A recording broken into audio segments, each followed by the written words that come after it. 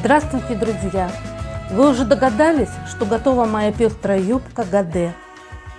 Сейчас на нее будет полный обзор.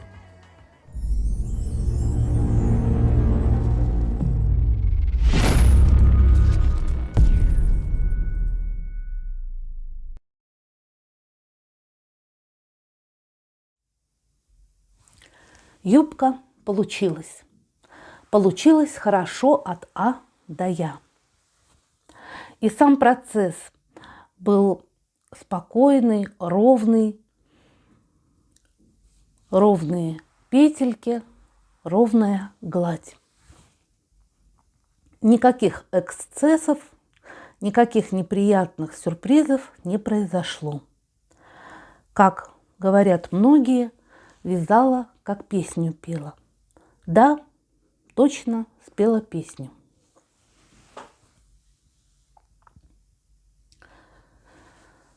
Какая пряжа?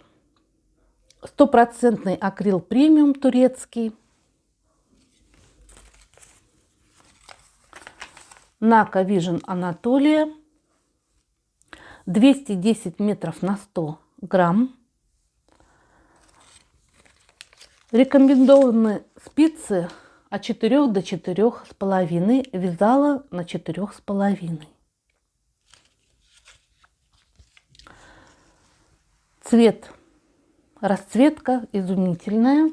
Номер ее 81031. Ушло на юбку 400 грамм. Я брала упаковку 500 грамм, и вот все, что осталось. Вот от одного мотка и от второго еще немного брала. И вот вместе это 100 грамм и осталось. Где-то так. Чего мы больше всего боимся, когда работаем с новой пряжей? ВТО, правильно? Я соблюдала все, что было написано на этикетке. Ручная стирка при 30 градусах. Сушка горизонтальная. И гладила на левой стороне, на изнаночной, утюгом на двойке. Все прекрасно. Не растянулась ни в ширину, ни в длину.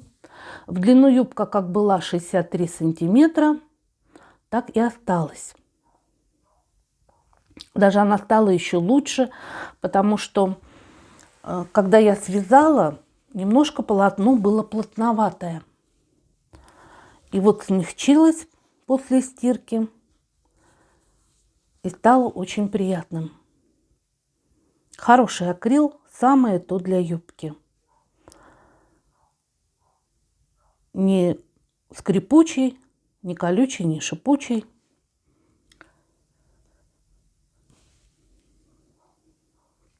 Теперь, как я это вязала. Сверху вниз это круговое вязание. Набирала 138 петель и соединяла их в круг. Юбка на объем бедер 109, 110, 111.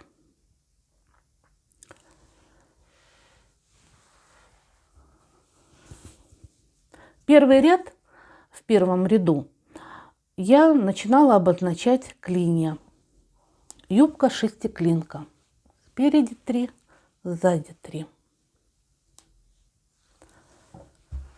138 петель разделила на 6. Получилось в каждом клине 22 петли лицевые и 1 изнаночная. Снова 22 лицевые, 1 изнаночная. Во втором ряду уже делала добавки. Возле каждой изнаночной по обе стороны добавляла по одной и провязывала лицевой. И так я делала через каждые 2 сантиметра пока в клине не стало 37 петель. То есть 36 лицевых и 1 изнаночная. 36 лицевых, 1 изнаночная. Дальше вязалась без добавок.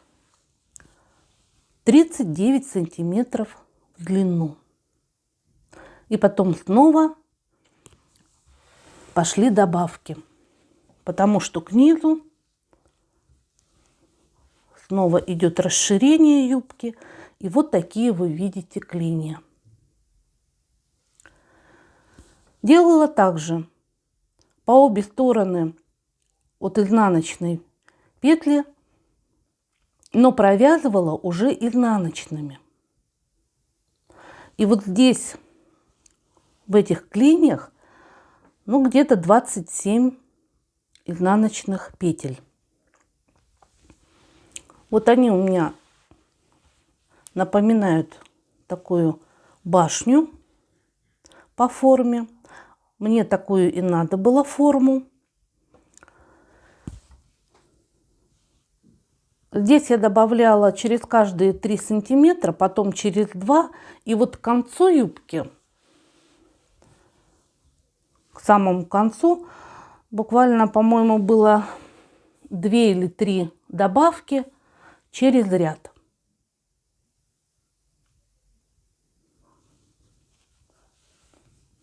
Вот меня это удовлетворило. Как я заканчивала? 2 рядами. Первый ряд – это лицевая, изнаночная. И второй ряд – это все лицевые. Завершение эластичным способом закрытия вот такой косичкой.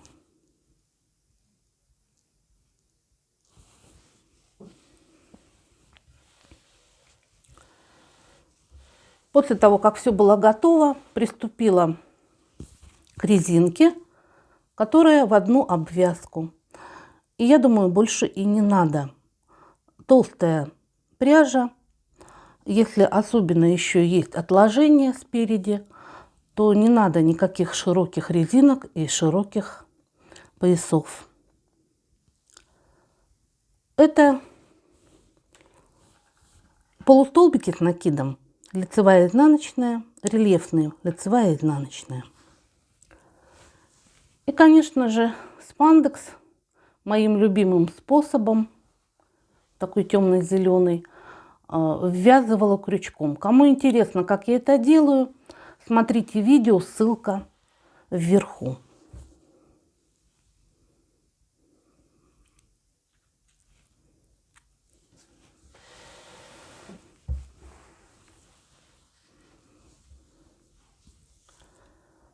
Больше мне добавить нечего. Если будут какие-то вопросы, обязательно задавайте.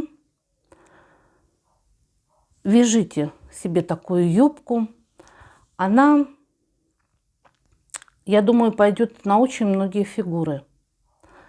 И, конечно же, такой фасон, он силуэт делает женственным, более женственным. И мне кажется, никогда он не выйдет из моды. На все века.